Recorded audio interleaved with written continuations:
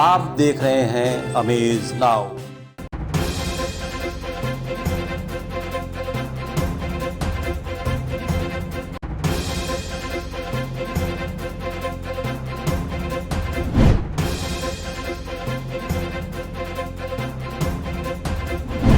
क्या है बीजेपी का मिशन 80? मिशन 80 क्यों बनी हुई है पहेली?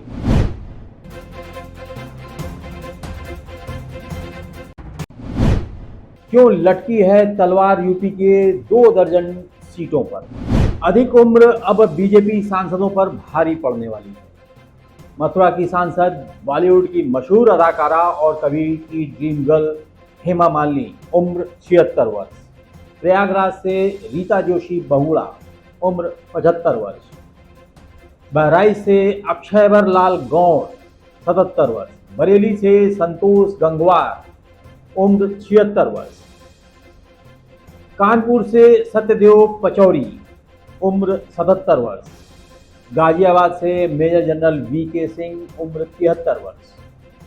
मेरठ से राजेंद्र अग्रवाल, उम्र 73 वर्ष। जी हाँ, ये वो नाम हैं जिनके टिकटों पर तलवार लटकी हुई है। आपको बता दें, बीजेपी का एक ही फार्मूला है, प्रत्येक चुनाव में विजय। इसके लिए बीजेपी किसी का भी टिकट काटने से कोई गुरेज नहीं करती है। दूसरे दलों से आए लोगों को भी टिकट देने में जरा भी देर नहीं करती है। साहब ने सांसदों को इस बात का संकेत दिल्ली में हुई बैठक के दौरान ही दे रखा है। नमस्कार, मैं हूं अरविंद श्रीवास्तव और अब हम फिर से शुरू करते हैं चुनावी समर। दोस्तों, राजनीतिक दलों की सक्रियता को देखकर इस बात का अंदाजा लगाया जा सकता है कि 2024 के आम चुनाव की घड़ियां निकट आ चुकी हैं। इसमें कोई शक नहीं है कि भारतीय जनता पार्टी एक बहुत बड़ी पार्टी है और थिंक टैंक में बैठे राजनीतिक धुरंधरों की कोई सानी नहीं। उन्हीं में से एक टीम ने माना कि उत्तर प्रदेश हमेशा की तरह इस बार भी विनर कार्ड की भूमिका अदा करेगा। फिलहाल आनंद फानंद में एक सर्वे हुआ और उस सर्वे का नाम था मिशन 80।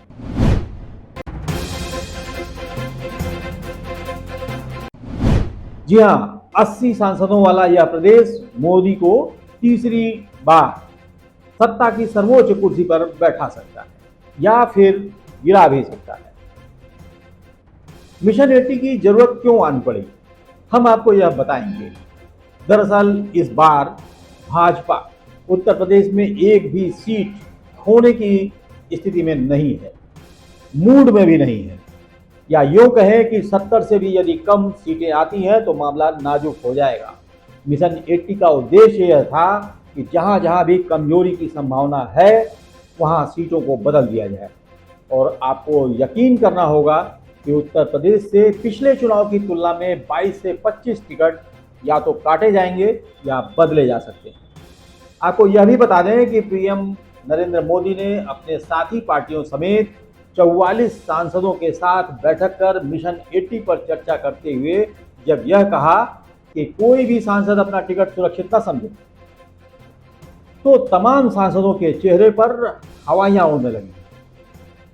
मोदी ने सीधा संकेत दिया कि क्षेत्र में जिनकी अलोकप्रियता है या फिर उनकी उम्र अब राजनीति करने लायक नहीं रही या जिनका स्वास्थ्य खराब है, उन्हें स्वतः रिटायरमेंट ले लेना चाहिए। कुछ राजनीतिक पंडितों ने जब से घोषणा कर दी कि 2024 में भाजपा नहीं तो कम से कम एनडीए की सरकार तो बन ही जाएगी, इस बात से कुछ लोगों को बड़ी राहत होगी, संतुष्टि भी मिली होगी। लेकिन मोदी और अमित शाह के लिए यह रास्ता कतई आसान नहीं है। जैसा कि हमने शुरू में भी कहा है कि बीजेपी बहुत बड़ी पार्टी है। यहाँ सभी सांसदों, पदाधिकारियों को समायोजित करना मुश्किल हो रहा है। ऐसे में सर्वे से आई रिपोर्ट बिल्कुल उचित जान पड़ती है। अब आप यह जानने के लिए व्याकुल होंगे कि आखिर यह रिपोर्ट है क्या, तो आपको हम बता दें कि यूपी में 2 दर्जन से अधिक सांसदों के टिकट कट सकते हैं। जिनके टिकट कट सकते हैं उनमें प्रमुख हैं dream girl Hema Malini, Maneka Gandhi, Brijbhushan Sharan Singh, Rita Joshi Bahuguna, major general V K Singh, Varun Gandhi, Satyadev Pachauri, Jagdambika Pal, Vijay Dubey, Rajendra Agrawal, Dinesh Lal Nirahua, Ravi Kishan, Kamlesh Paswan, Ramapati Ram Tripathi और प्रवीण निषाद। बहस का मुद्दा अब यह भी है कि जहां मोदी अपने तीसरे टर्म की तैयारी में लगे हैं, वहीं टिकटों का इस तरह वितरण करना सांसदों के भविष्य को चौपट कर सकता है। तो ऐसे में 3 बिंदुओं पर यह फैसला लिया गया, जिसमें पहला, सांसदों का उनके क्षेत्र में परफॉर्मेंस, जनता के बीच में उनकी उपस्थिति क्या है। दूसरा, उनकी लोकप्रियता। और तीसरा, उनके उम्र या फिर खराब स्वास्थ्य। आपको बता दें, यह कोई नई बात नहीं है। प्रधानमंत्री नरेंद्र मोदी ने एनडीए के 44 सांसदों की जो क्लास ली थी, वह तकरीबन 2 महीने पहले पार्लियामेंट के एनेक्सी भवन में लगातार 2 सेशन के दौरान हुए थे। उस क्लास में मास्टर साहब ने न सिर्फ अपने सांसदों को पुचकारा, बल्कि उनके प्रति अपनी सहानुभूति भी जताई, लेकिन उम्र के कारण उन्हें रिटायर होने की भी सलाह दे डाली। उस क्लास में जब एक सांसद ने अपनी रिपोर्ट कार्ड का हवाला दिया, तो मोदी ने बड़े प्यार से उन्हें समझाया कि अच्छा काम करने वाले सांसदों को भी सीट छोड़नी पड़ सकती है। उन्होंने कुछ सीटों का हवाला भी दिया, उदाहरण भी दिया। राजनीतिक द्वंद्व के बीच जिन सांसदों के नाम आए हैं, उनके कई कारण हो सकते हैं, लेकिन जो नाम है उसे पहले आप सुने।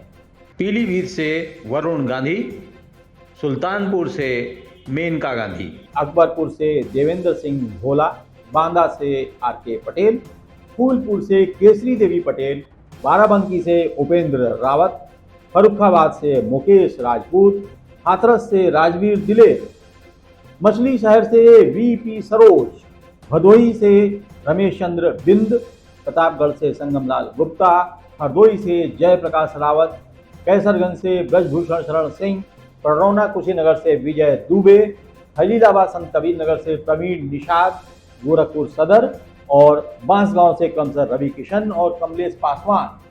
यह वो नाम है जिन पर आरोप है कि जनता के बीच में इनकी उपस्थिति नगण्य के बराबर है।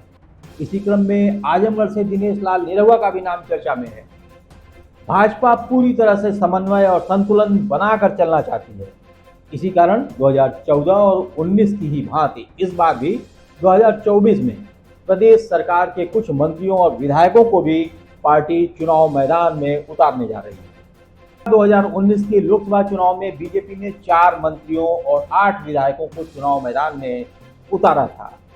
रीता बहुगुणा, सत्यदेव पचौरी, मुकुट बिहारी वर्मा और एसपी सिंह बघेल मंत्री थे, जिनमें से मुकुट बिहारी वर्मा को छोड़कर शेष तीनों मंत्री सांसद बन गए थे।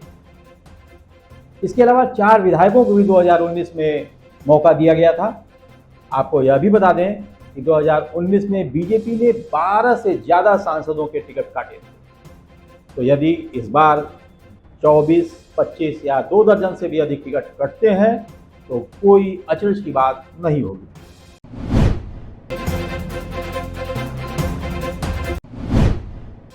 तो ये थे बीजेपी से जुड़े हुए अपडेट्स। अन्य पार्टियों की भी समय समय पर आने वाले अपडेट्स हम आपको देते रहेंगे।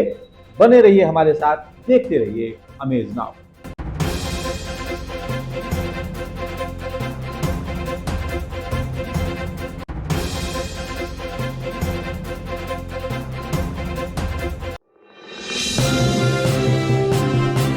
आप देख रहे हैं अमेज नाउ।